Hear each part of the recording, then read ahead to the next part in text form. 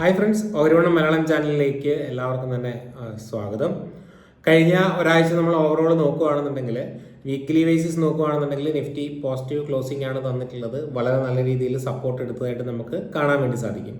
പക്ഷേ നമ്മൾ day vice നോക്കുകയാണെന്നുണ്ടെങ്കിൽ ഓവറോൾ ഫസ്റ്റ് 4 ഡേയ്സ് നെഗറ്റീവ് ആയിരുന്നു.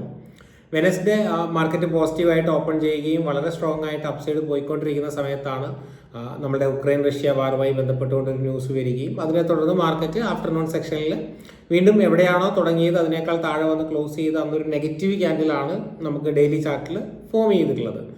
വ്യാഴാഴ്ചയും മാർക്കറ്റിൽ ഓവറോൾ സെല്ലിംഗ് ആയിരുന്നു. നമ്മൾ ലാസ്റ്റ് വീക്ക് ഡിസ്കസ് ചെയ്തിട്ടുള്ള മേജർ സപ്പോർട്ട് എടുക്കാൻ സാധ്യതയുള്ള 23,250 എന്ന് പറയുന്ന ലെവലിൽ വന്ന് സപ്പോർട്ട് എടുത്തു. 23,000 വരെയാണ് നമ്മളുടെ മേജർ സപ്പോർട്ടായിട്ട് നമ്മൾ കൺസിഡർ ചെയ്തിട്ടുണ്ടായിരുന്നത്. അപ്പം വളരെ സ്ട്രോങ് ആയിട്ട് തന്നെ ഈ ഒരു 4 ദിവസത്തെ സെല്ലിങ് കവർ ചെയ്തുകൊണ്ട് വെള്ളിയാഴ്ച ഏകദേശം ഒരു 2.5% മൂവ്മെന്റ് നമ്മുടെ മാർക്കറ്റിൽ വന്നിട്ടുണ്ട്. അത് നമ്മുടെ മാർക്കറ്റിൽ വളരെ സ്ട്രോങ് ആയിട്ടുള്ളൊരു ബൈയിങ് ആണ്, ഒരു ശുഭസൂചനയാണ് എന്ന് വേണമെന്നുണ്ടെങ്കിൽ നമുക്ക് പറയാം റിവേഴ്സലിന്. പക്ഷേ ഇനിയും ഒത്തിരി കടമ്പകൾ ബാക്കിയുണ്ട്. മുകളിൽ പല ലെവലുകളിൽ പല തരത്തിലുള്ള റെസിസ്റ്റൻസ് ഉണ്ട്. സോ ആ ഒരു ആ ഒരു ലെവലുകളൊക്കെ ബ്രേക്ക് ചെയ്യാനും അതിൻ്റെ മുകളിൽ സസ്റ്റെയിൻ ചെയ്യാൻ സാധിക്കുകയൊക്കെ ആണെന്നുണ്ടെങ്കിൽ നമുക്ക് മാർക്കറ്റിൽ ഒരു ഷാർപ്പായിട്ടുള്ള റിവേഴ്സൽ കാണാനുള്ള പോസിബിലിറ്റി ഉണ്ട്. ബട്ട് സ്റ്റിൽ ഒരു ടൈം കറക്ഷൻ തന്നെയാണ് ഞാൻ പേഴ്സണലി എക്സ്പെക്റ്റ് ചെയ്യുന്നത്.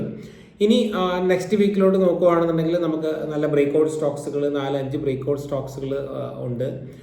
ഇനി ഇവൻറ്റ്സ് ബേസ് നമ്മൾ നോക്കുകയാണ് എന്നുണ്ടെങ്കിൽ നമുക്ക് US മാർക്കറ്റിൻ്റെ GDP ഡാറ്റ വരുന്നുണ്ട് ഈ ഒരാഴ്ച. അതേപോലെ തന്നെ US മാർക്കറ്റ് 1-2 ദിവസം ഹോളിഡേ ഉണ്ട് എന്നാണ് അറിയാൻ സാധിച്ചത്. അങ്ങനെയാണെന്നുണ്ടെങ്കിൽ നമ്മുടെ മാർക്കറ്റിൽ നോർമലി വോളിയം ഒക്കെ കുറയുന്നതായിട്ട് ആ ദിവസങ്ങളിൽ നമ്മൾ കാണാറുണ്ട്. അതേപോലെ തന്നെ നവംബർ 20 നമ്മളുടെ weekly Bank Nifty, Fin Nifty expiries ഒക്കെ എൻഡായി.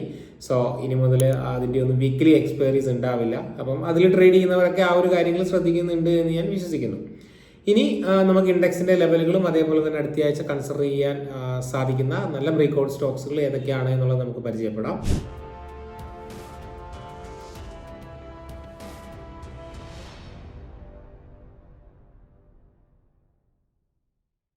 ഇത് നിഫ്റ്റിൻ്റെ ഡെയിലി ചാർട്ടാണ്.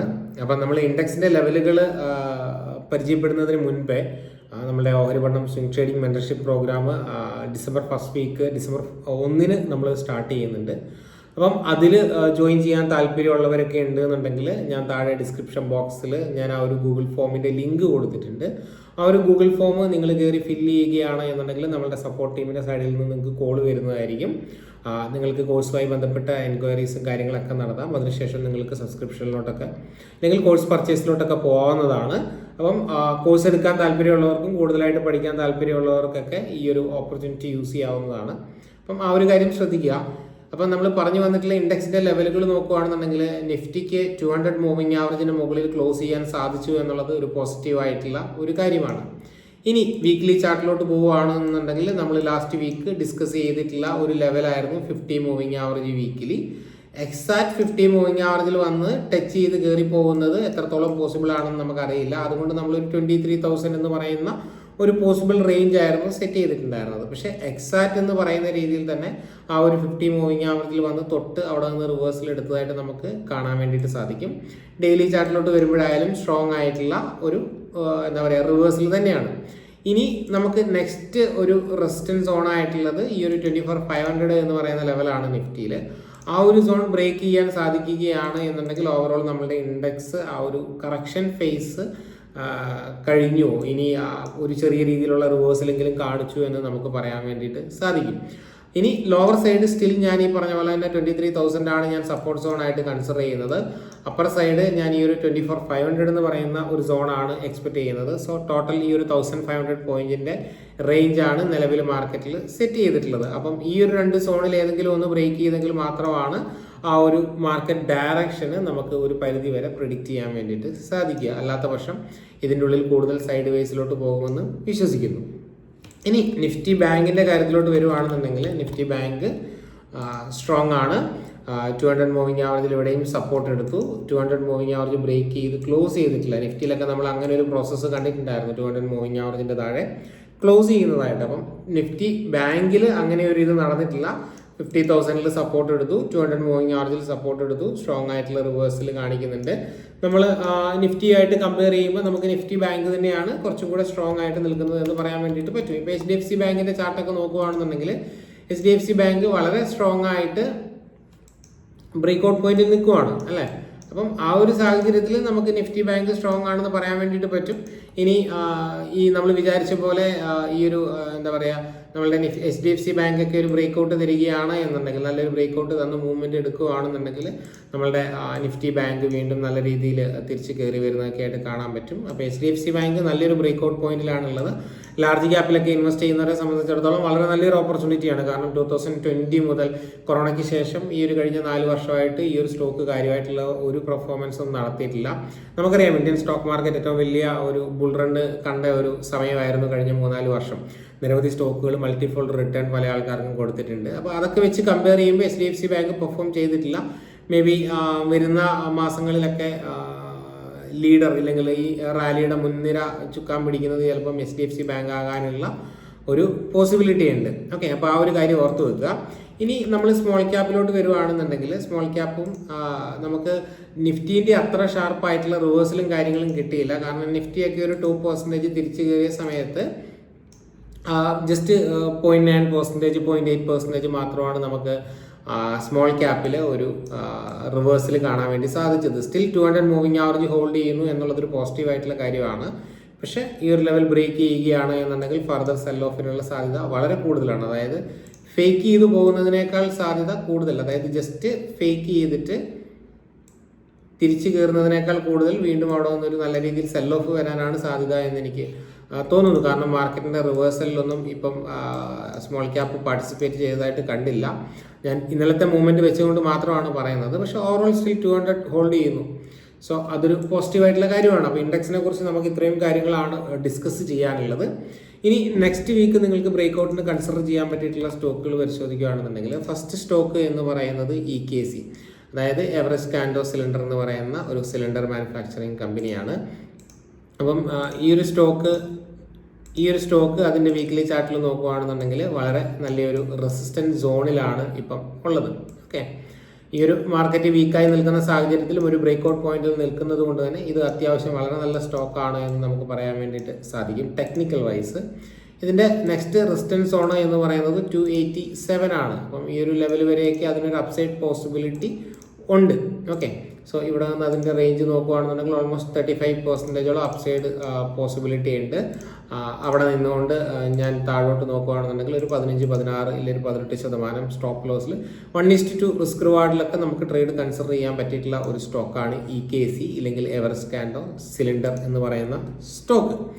രണ്ടാമത്തെ സ്റ്റോക്ക് എന്ന് പറയുന്നത് നമ്മൾ പരിചയപ്പെടുത്തുന്നത് ഈ ഒരു റീസെൻ്റ് IPO വന്ന ഒരു സ്റ്റോക്കാണ് അഫ്കോൺ ഇൻഫ്രാസ്ട്രക്ചർ എന്ന് പറയുന്നത്. ജസ്റ്റ് 3 വീക്സ് ആയിട്ടുള്ളതേ ഉള്ളൂ. നിങ്ങൾക്ക് ഇവിടെ നോക്കിയാൽ കാണാൻ വേണ്ടിയിട്ട് പറ്റും. ഇനി നമ്മൾ ഡെയിലി ചാർട്ടിലോട്ട് പോവുകയാണെന്നുണ്ടെങ്കിൽ മോശമില്ലാത്ത ഒരു ബ്രേക്ക്ഔട്ട് സ്ട്രക്ചറാണ് ഈ ഒരു സ്റ്റോക്ക് ഫോം ചെയ്തിട്ടുള്ളത്. അതുകൊണ്ട് തന്നെ ആ ഒരു ലെവലിന് മുകളിലോട്ട് പോവുകയാണെന്നുണ്ടെങ്കിൽ നിങ്ങൾക്ക് എൻട്രി കൺസിഡർ ചെയ്യാം. സ്റ്റോപ്പ് ലോസ് ഈ ഒരു പോയിന്റ് നിങ്ങൾക്ക് സെറ്റ് ചെയ്യാം. അവിടെ നിന്ന് ഏകദേശം നമുക്ക് എത്രയാണ് 9-10% സ്റ്റോപ്പ് ലോസിൽ നിങ്ങൾക്ക് ഈ ഒരു സ്റ്റോക്കിൽ എൻട്രി കൺസിഡർ ചെയ്യാവുന്നതാണ്. ഓക്കെ, സോ സെക്കൻഡ് സ്റ്റോക്ക് എന്ന് പറയുന്നത് അഫ്കോൺ ഇൻഫ്രാസ്ട്രക്ചർ ആണ്. വളരെ നല്ലൊരു സ്റ്റോക്കാണ്. ഫസ്റ്റ് നമ്മൾ ഡിസ്കസ് ചെയ്ത സ്റ്റോക്ക് എന്ന് പറയുന്നത് EKC എവറസ്റ്റ് കാൻഡോയും, അതും വളരെ നല്ലൊരു സ്റ്റോക്കാണ്. ലോങ് ടൈമിലൊക്കെ വളരെ നല്ല രീതിയിൽ പോസിബിലിറ്റി ഉള്ള ഒരു സ്റ്റോക്കാണ്. അടുത്ത ഒരു സ്റ്റോക്ക് എന്ന് പറയുന്നത് നമ്മൾ കഴിഞ്ഞ കുറേ നാളുകളായിട്ട് അല്ലെങ്കിൽ റിപ്പീറ്റഡ് ആയിട്ട് എല്ലാ ആഴ്ചയും ഞാൻ പറഞ്ഞുകൊണ്ടിരിക്കുന്ന CRM സിൽക്ക് എന്ന് പറയുന്ന സ്റ്റോക്കാണ്. ഈ ഒരു സ്റ്റോക്കിൻ്റെ വീക്ക്ലി ചാർട്ട് നോക്കുകയാണെന്നുണ്ടെങ്കിൽ ഒരു ബ്രേക്ക്ഔട്ട് പോയിന്റിലാണുള്ളത്. എനിക്ക് തോന്നുന്നു ഇത് 3-ാമത്തെയോ 4-ാമത്തെ ആഴ്ചയാണ് ഞാൻ ഈ ഒരു സ്റ്റോക്കിനെ കുറിച്ച് ഡിസ്കസ് ചെയ്യുന്നത്. സോ ഈ ഒരു പോയിന്റ് ഞാൻ ഓൾറെഡി ഇവിടെ മാർക്ക് ചെയ്തിട്ടുണ്ട്. ഇവിടെ ഒരു ബ്രേക്ക്ഔട്ട് പോസിബിലിറ്റി ഉണ്ട്. സോ വീക്ക്ലി ചാർട്ട് നോക്കുകയാണെന്നുണ്ടെങ്കിൽ ഈ ഒരു ലാസ്റ്റ് 2 വീക്സിൻ്റെ താഴെയൊക്കെ നിങ്ങൾക്ക് ഇവിടെ എൻട്രി എടുത്തുകൊണ്ട് ഇവിടെ സ്റ്റോപ്പ് ലോസ് ഇടുകയാണെന്നുണ്ടെങ്കിൽ ഓൾമോസ്റ്റ് ഒരു 15% മുകളിലൊക്കെ എൻട്രിയിൽ നിങ്ങൾക്ക് കയറാൻ പറ്റും. ഇനി അങ്ങനെയല്ല, നിങ്ങൾക്ക് എൻട്രി കുറച്ചും കൂടെ എയർലി എൻട്രി ഉണ്ടെങ്കിൽ ഈ ഒരു ക്യാൻഡലിൻ്റെ ഹൈക്ക് മുകളിൽ കയറിയാലും ഒരു 14% സ്റ്റോപ്പ് ലോസിൽ നിങ്ങൾക്ക് ഈ ഒരു ട്രേഡ് കൺസിഡർ ചെയ്യാവുന്നതാണ്. CRM സിൽക്ക് മിൽസ് എന്ന് പറയുന്ന സ്റ്റോക്ക്, ഇതും ടെക്നിക്കൽ വൈസ് വളരെ നല്ലൊരു സ്റ്റോക്കാണ്. ഉടനെ തന്നെ ഒരു ബ്രേക്ക്ഔട്ട് മാർക്കറ്റ് റിവേഴ്സ് ആവുകയാണ് എന്നുണ്ടെങ്കിൽ എനിക്ക് തോന്നുന്നു വളരെ നല്ല രീതിയിൽ മൂവ്മെൻറ്റ് തരാൻ സാധ്യതയുള്ള സ്റ്റോക്കാണ്. അടുത്ത സ്റ്റോക്ക് എന്ന് പറയുന്നത് നമ്മുടെ ലാസ്റ്റ് സ്റ്റോക്കാണ് ഏരിയസ് ആഗ്രോ എന്ന് പറയുന്ന സ്റ്റോക്ക്. ഈ ഒരു മാർക്കറ്റിൻ്റെ മോശം സമയത്തും അത്യാവശ്യം നല്ല രീതിയിൽ പിടിച്ചു നിന്നിട്ടുള്ള ഒരു സ്റ്റോക്കാണ് ഏരിയസ് ആഗ്രോ എന്ന് പറയുന്നത്. ഇനി ഇതിൻ്റെ ഡെയിലി ചാർട്ട് നമ്മൾ പരിശോധിക്കുകയാണ് എന്നുണ്ടെങ്കിൽ, വീക്ക്ലി ചാർട്ട് പരിശോധിക്കും, മന്ത്ലിയൊക്കെ പരിശോധിക്കുകയാണെങ്കിൽ ഈ ഒരു സ്റ്റോക്കിനെ സംബന്ധിച്ചിടത്തോളം ഇതൊരു റെസിസ്റ്റൻസ് സോൺ ആയിരുന്നു എന്ന് വേണമെങ്കിൽ നമുക്ക് പറയാം. ആ ഒരു റെസിസ്റ്റൻസ് സോണിൽ നിന്ന് ബ്രേക്ക് ഔട്ട് നടത്തി അതിനുശേഷം എക്സാക്റ്റ് ആ ലെവലിൽ അല്ലെങ്കിൽ കൂടിയും ഒരേ തവണ പലതവണ അവിടെ വന്ന് സപ്പോർട്ട് എടുക്കുന്നതായിട്ട് നമുക്ക് കാണാൻ വേണ്ടിയിട്ട് പറ്റും. അതിനുശേഷം ഇവിടെ ഒരു fresh break out possibility form ചെയ്തിട്ടുണ്ട് അല്ലേ. നമ്മളിവിടെ ഒരു റെസിസ്റ്റൻസ്, താഴത്തെ റെസിസ്റ്റൻസ് സൈഡിനെ ഞാൻ റിമൂവ് ചെയ്യുന്നു. അത് റിമൂവ് ചെയ്ത് ഈ ഒരു പോയിന്റ് മാത്രം നമ്മൾ ഒബ്സർവ് ചെയ്യുകയാണെന്നുണ്ടെങ്കിൽ ഇവിടെ ഒരു വീക്കിലിയിൽ ഒരു റെസിസ്റ്റൻസ് പോയിന്റ് ക്രിയേറ്റ് ചെയ്തിട്ടുണ്ട്. സോ ആ ഒരു ബ്രേക്ക് ഔട്ട് ട്രേഡ് നിങ്ങൾക്ക് കൺസിഡർ ചെയ്യാം. ഈ ഒരു ഹൈക്ക് മുകളിലായിരിക്കും എൻട്രി വരുന്നത്, ഈ ഒരു ക്യാൻഡലിൻ്റെ താഴെയായിരിക്കും സ്റ്റോപ്പ് ലോസ് വരുന്നത്. ഓൾമോസ്റ്റ് 18% നമുക്കിവിടെ സ്റ്റോപ്പ് ലോസ് വരുന്നുണ്ട്. ബട്ട് സ്റ്റിൽ നമുക്ക് അതിൻ്റെ ഒരു 1:2 എന്നോളം നമുക്ക് 36% ഒക്കെ ഈസി ആയിട്ട് ഇവിടെ ടാർഗറ്റ് സെറ്റ് ചെയ്യാൻ വേണ്ടിയിട്ട് പറ്റും. ടാർഗറ്റ് സെറ്റ് ചെയ്യാൻ വേണ്ടിയിട്ട് പറ്റും. അപ്പം ഈ ഒരു ഏരിയസ് ആഗ്രോ എന്ന് പറയുന്ന സ്റ്റോക്ക് നിങ്ങൾക്ക് കൺസിഡർ ചെയ്യാം. അപ്പോൾ ഇന്നത്തെ വീഡിയോയിൽ നമ്മൾ ഡിസ്കസ് ചെയ്തിട്ടുള്ള സ്റ്റോക്ക് എന്ന് പറയുന്നത് ഫസ്റ്റ് വൺ EKC ആണ്. രണ്ടാമത്തത് എന്ന് പറയുന്നത് ആഫ്കോൺസ് സ്റ്റോക്കാണ്, ആഫ്കോൺ ഇൻഫ്രാസ്ട്രക്ചർ എന്ന് പറയുന്നത്. മൂന്നാമത്തത് സീതാറാം സിൽക്ക് എന്ന് പറയുന്ന സ്റ്റോക്കാണ്. നാലാമത്തത് ഏരിയസ് ആഗ്രോ. ഈ 4 സ്റ്റോക്കുകളാണ് നമ്മൾ ഡിസ്കസ് ചെയ്തിട്ടുള്ളത്. മാർക്കറ്റിൽ ചെറിയ രീതിയിലുള്ള ആ ഒരു സെല്ലിങ്ങിനൊരു പോസ് വന്നിട്ടുണ്ട് എന്നുള്ളതാണ് ലാസ്റ്റ് ക്യാൻഡിൽ മനസ്സിലാക്കിയിടത്തോളം നമുക്ക്